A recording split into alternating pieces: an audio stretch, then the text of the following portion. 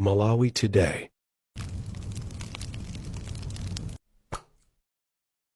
Kunanga ku agriculture munthawi yawo ankapanga chana, nanga ku energy ankapanga chana munthalika, nanga ku transport adapanga chana munthalika, nanga ku health amunthalika adapanga chana munthawi yawo ali president wa dziko.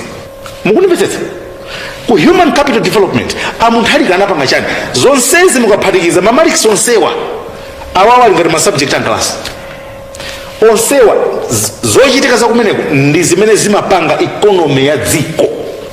Ndibwere ulendo kodi ku transport kwachitika zotani nsana wa dziko lino pambali ya misewu wayambanso kumangidwa ndipo olimba.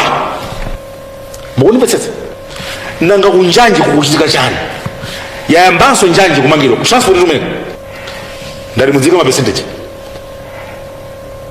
chifukwa ndi ma percentage amenewa apereke projection ya economy inoyo. Nanga ku agriculture kukuchitika chani ma mega farms ayambika anifa kugawa ngongole za ulimi wanthirira mega farm support unit green belt tikukomba pano akulimanso kachitatu kumangochi chaka chino chokha chimanga chija kulimanso katatu.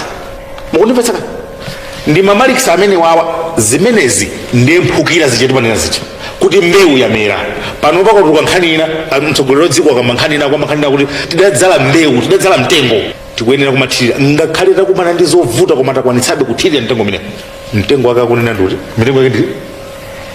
Mukunipetseka section iliyonse imene imakhudza miyoyo ya anthu kwadzalidwa mbewu ya nyuwani. Ndi mbewu zimenezo zikayamba kubereka mbewu zimenezo ndi zimene zitembenuze economy ya dziko lino. Kugulanso mafuta pa mtengo ochipa zimenezo tikapitiriza zimene zitembenuze economy ya dziko lino. Amalawi tisamvere zotaya kuti ali ine ndzasintha economy sizingatheke. But there is one thing that I want Malawians to focus on. Kuonongeka kwa chuma cha dziko lino DPP kutengera kwa advantage. Kuonongeka kwa chuma pa dziko lonse lapansi pa Chingereza amati global meltdown.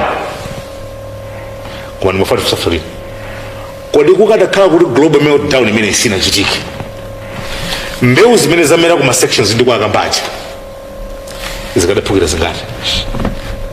Tikadakhala kuti tinalibe cyclone Fred, tinakhala kuti sitinakhale ndi covid, sitinakhala kuti sitinakhale ndi cholera, tikadakhala kuti sitinakhale ndi anamondwe. Yes, tikadakhala kuti zimene sizinachitike kodi mtunda umene wayendedwa awo ukadayendedwa mtunda urani si times 2 kapena times 3.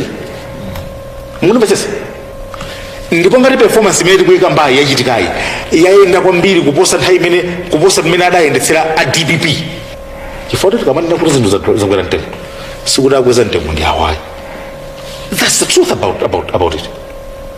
Zachitika chifukwa cha maforces ena ake amene dziko lililonse chifukwa chake lero ku Mozambique zinthu zotula ku Kenya ku Tanzania. I was in Tanzania kumadabura sababu ndi kulibondeka kuli kwathu shati ndi kulibondeka kuli kumudzitu chifukwa kuno zinthu zula kuno zinthu zikuchipa kwanza thuku zinthu zakwera kwambiri kuposa kunoko. Mwandipetsetsa ndiye chinthu ichi ndachambula pachi sindikudzoka yawo kamera akhoza kuchikoka chimenechi zotheka chinthu ichi ndachambula ndachambula pa iyi sekwe ku energy takamba zimene zikuchitika. Magetsi anali pa 11% kuchoka 2020 lero anthu amene ali magetsi 25 pa 100 aliwonse.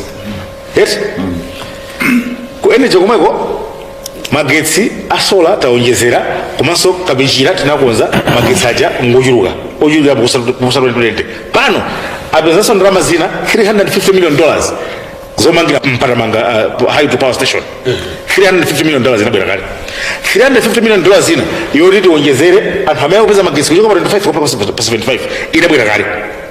Mwandipetsetsa ku energy komweko apanganso kukonzanso ntchito za migodi kampani ija malamulo kusintha makampani kuyika. Mwandipetsetsa zimenezo ndi mphukira zimene zamena kuti kumbali ya energy. Kumbali ya agriculture ndi zimene kamba zija ma irrigation schemes kulimanso katatu nifu kuyambanso kuthandiza kupereka ngongole kuti anthu adzilima. Human capital development lero tikamakamba kuti tikutha zaka 5 university osatsekedwa mwina anthu sazindikira kuti phindu la zimene tikamakamba lero kuti ana amene analipo 4,000 5,000 amene amathandizidwa ndi boma ana anthu osauka lerolo akwana 33,000 alengeza pompano loans board kuchokera pa 31 pano ndemuona kuti kuchoka mchaka cha 2020 figa imene ija ikhala ikukwerabe ikungokwera chifukwa chani? That's a sign kuti vuto linali lochuluka, mbewu yabwino imene yamera ku education. Mabuloko a skulu amene amangidwa ndangati ochuluka kwambiri kudzera ku GSEED, kudzera ku ndrama za boma, kudzera ku CDF, mabuloko ambiri amene amangidwa ku education.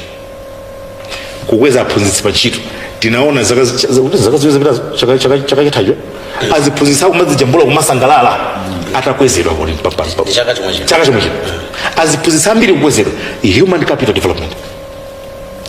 Aziphunzitsa amene amaliza masukulu yawo ya uphunzitsi koma osalembedwa ntchito alembedwa ntchito chaka chithachi chaka icho alembedwa ntchito tabela manesi ni madokotala maHCA ogwira ntchito za umoyo opitirira 28,000 alembedwa ntchito human capital development. Mbewu zimene zamera zaka zimenezi mukunipetsa kani mukapita ku transport ndiziyetu kwamba zichi umangaso misewu imene madalira kwambiri njanji nimene njira yochipitsitsa mbewu zimenezo zimene zamera mitengo imene yamera yanyuwani kumadira kumene koko mukunipetsa kani ku human ku infrastructure development kaya amene pena mkozemba infrastructure development ndiye muyang'ane tsopano nzijambakamba za nyumba yakutcholo kumalizitsa chipatala chakuphalombe zimene yesu kuti akupindula na zibale yawo achakwerayi ndi amalawi akutcholo ndi amalawi akuphalombe mwanipetsa kani koma beyond everything muyang'ane kuti ku agriculture chimene chachitika ndi chani. How much investment has gone to the agriculture sector? A lot of investment over the past 5 years.